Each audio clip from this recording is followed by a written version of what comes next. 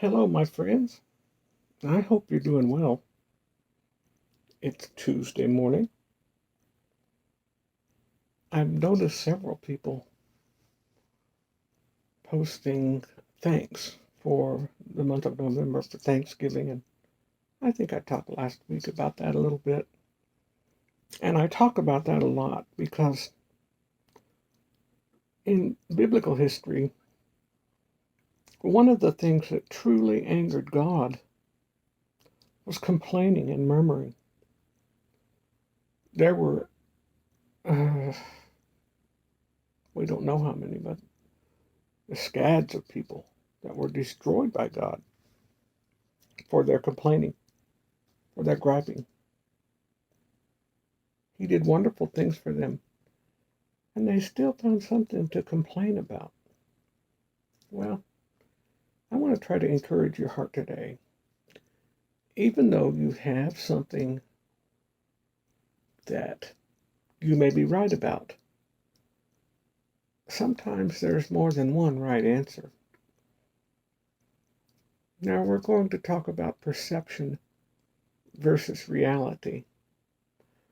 There are some things that seem um, catastrophic, but that may just be catastrophic for your life.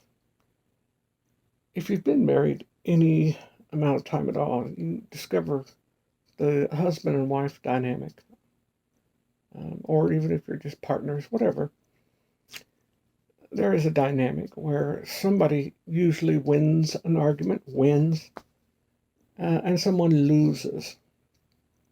But part of growing together and part of true love involves exercising patience where there may be more than one right answer. What if I said that color is teal? Um, there are some people that consider these beautiful curtains going out to mommy's balcony. Some people consider that teal. I don't. I consider it green.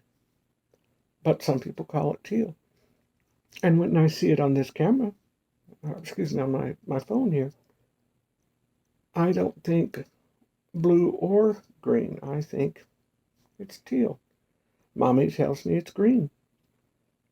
Guess what? In her perception, it's green. Nothing I can say or do will change her mind. That will always be green. When I see it, every time I see it, it's going to be teal. Is she wrong? No. Am I wrong? No. However, sometimes there can be more than one right answer because of perception.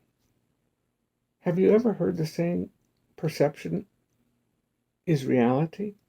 Well, that's true. That's very true. It may not be so in your mind, but it may be to someone else.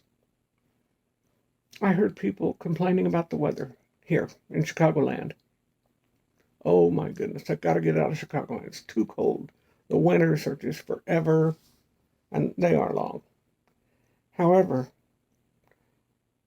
as much as I love visiting the Gulf Coast, the Gulf of Mexico and the coast there, I could never live there again. It's been 30 years since I lived there, and I only stayed about a year and a half, something like that.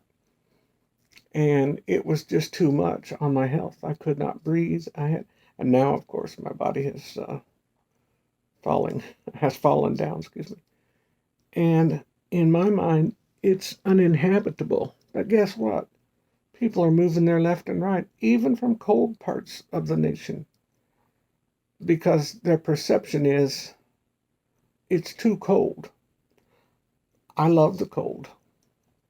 It's not too cold here for me. There are some people who live much further north than I do, and they like the cold. When I used to live in a different house and had a much bigger driveway and sidewalk, I had a John Deere snowblower. And wow, it was so fun.